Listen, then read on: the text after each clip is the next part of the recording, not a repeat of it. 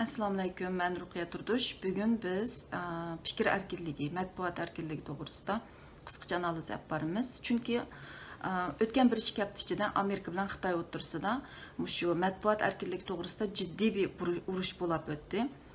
Xitoy hukumati Amerikaningki eng mashhur jurnallaridan biri bo'lgan Wall Street jurnalininki 3 muxbirini chegirdan qo'g'lab chiqardi. Çünkü bunun sebebi Wall Street Journal 2. ayının 3. günü Xitay Asiyanın haqiqiy kesel köpülleri degan temadagi bir maqolani jurnalıga basqan. Bundan Xitayning qattiq achchig'i kelib bizni kamsitdi deb bu Wall Street Journalning 3 muxbirini chegirdan qo'g'lab chiqargan. Çünkü bu Xitaylarning azaldan Asiyanın kesel köpülleri deydigan shunday bir laqami bo'lganligi uchun mush laqamni qayta ko'tarib chiqib bizning g'ururimizga tegdi deb bularni aytdi, qattiq achchig'inib ketgan. Ammo bu muxbirlarning Xitoy chegirdan qo'g'lab chiqargan muxbirlarning bu maqola bilan qilcha aloqasi yo'q. Wall Street Journalning aloqasi yo'q.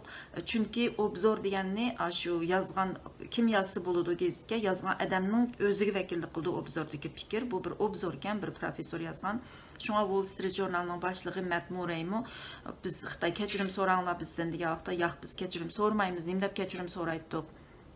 Bizga vakillik qilmaydi bu fikr, jurnalga vakillik qilmaydi, yozuvchiga vakillik qildi. Shuni biz kechirim so'ramaymiz. Xitoy to'g'risidagi maqolalarni davomli besishni, davomli yozishni, texnik yozishni davomlashtiraveramiz deb shunday dedi. Andan keyin State Secretary Mike Pompeo Xitoyning bu qilmishini tanqidladi, ammo bu Amerikaningki g'ururiga tegdi. Bu davomli bu Xitoy bizga muxbirlarimizga viza bermasa, g'arbning chet elning muxbirlariga vizalarni qisqartib, bermay, andan keyin kaynik adam sab qo'yib, ularning xizmetiga daxl tarzi yetkazib yaxshi xizmat qilg'izmasa. Ama ularga biz bu yerda ishik ochiq tursa ularning muxbirlariga bu o'tirdi to'xtanbayish bizga bunda qilsa biz diplomatiya jihatda bizga bir haqsizlik qilib biz tuvan o'ringa tushib qolgan bo'lamiz deb bu Amerikaning bir achchig'ini keltirdi. Shuning bilan Amerika bizmi ularning muxbirlarini qo'g'lab chiqarib o'tamdi, qanday qilamiz degan temada bir yig'in ochdi.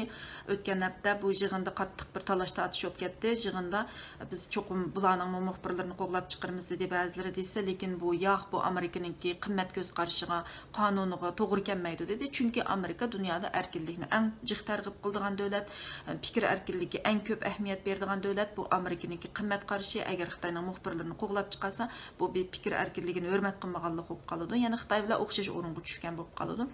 Shuni bunda qilishni xohlamadi, ammo unda qilmaydi desa, Xitoy bulardan foydalanib qolgan, beshiga chiqib qolgan, Amerika diplomatiya jihatda bir tuvan o'ringa tushib qolgandek bo'lib qoldi. Shuningga qanday qilamiz deb oxiri Trump hukumati Xitoyningki 60 bu muxbirini qisqartirib o'tishni, ya'ni ishdan bo'shatishni buyruq qildi. Bunda bo'lganda ikki davlatning diplomatik munosabatida biroz tangpungliq maydonga keldi. Chunki Xitoyning 500 muxbiri bor Amerikada. Hammasi degidek Xitoy Kommunistik partiyasiga vakillik qildi. Chunki bu diktator davlat bo'lgandan keyin, unda bo'lgandan keyin asosan ajant demdi, ya'ni shpion deyishga to'g'ri keldi bularni uchur to'playdigan. Ammo Amerikaning aran 75 muxbiri bor. Shu 75 muxbirga to'g'ri tuzgan ishligini qo'ymaydi Xitoy.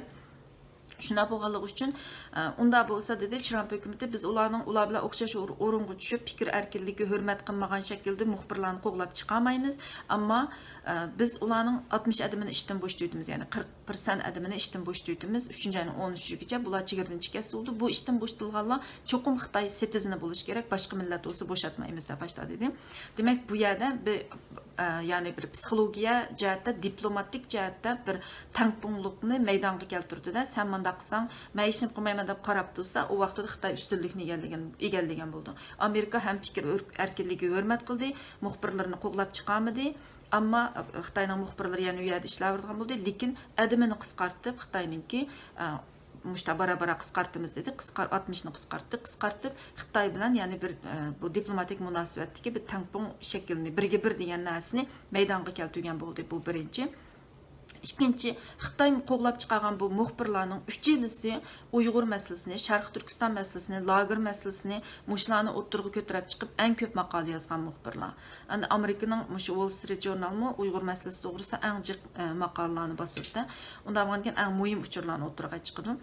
Shuningga bu Xitoy terkib asli maqsadi bu Wall Street Journal'ninki u maqolasiga terikkanni bana qilib, mush Sharq Turkiston masalasini, Uyg'ur masalasini o'ttirg'i chiqarmaslik, ya'ni gerçekni, haqiqatni o'ttirg'i chiqarmaslik, yoshirish Xitoyning maqsadi. Shuna bo'lgandan keyin Bu yerda biz hozir qarasak, bu muxbirlar bizning ishimizni eng jiq o'ttirg'i chiqadi. Mushu bizning ishimizningki dunyoda bir kun tartibga kelishimi mushu muxbirlarning to'hpisidan. Muxbirlar gerçekni o'ttirg'i chiqarmagan bo'lsa, bugünkidek bizning ishimiz kun tartibga kelmaydi. Hali ham boshqalar nurg'un boshqa davlatlar, boshqa ba'zi qalay nima o'xshamagan fikrdikilar bu Sharq Turkiston masalasi, Uyg'ur masalasi Amerikaning o'yini, Amerika ko'tarib chiqqan bir narsa davoludi-da. Amaliyotda bu mushtabir muxbirlar bu faktlarni o'ttirgan, amaliyotni o'ttirgan chiqmasa, Amerika o'ydirib chiqadi deb Batnamni chaplashtirmayolmaydi. Hali ham chaplatdi. Shuna bo'lganligi uchun bu muxbirlarningki bizning masalamizda o'ynagan roli intayin cho'ng, chunki fakt va uchurlarni o'ttirga chiqish, u yerda bo'layotgan gerçek haqiqatni o'ttirga chiqib, ishimizni kun tartibga akilish va Xitoyga besim qilish va oxirida Xitoyni majbur qilish bizga bo'lgan zulmni to'xtatishga. Mushu faktlarga munosabatli bo'lib qolgan gap. Mushuning munosabatli amaliyotda. Shuna bo'lganligi uchun bu muxbirlarning roli intayin cho'ng bu yerda. Ham bizning ishimizda hozir bizning masalamizniki yana bir jihatdan aytganda ikki cho'ng davlatning munosabatiga, ya'ni diplomatik munosabatiga berib ta'sir ko'rsatganligini ko'rsatdi. Ya'ni mushta bir jiddiy diplomatik urushiningki ikki davlat muxbirlarining masalasi o'ttirg'i kelishiga amaliyotda tegidan qarasak Uyg'ur masalasi, ya'ni Sharq Turkiston masalasi sababchi bo'ldi. Ya'ni bizning masalamiz ikki cho'ng davlatningki diplomatik munosabatiga ta'sir ko'rsatdi deyishga to'g'ri keldi. Rahmat.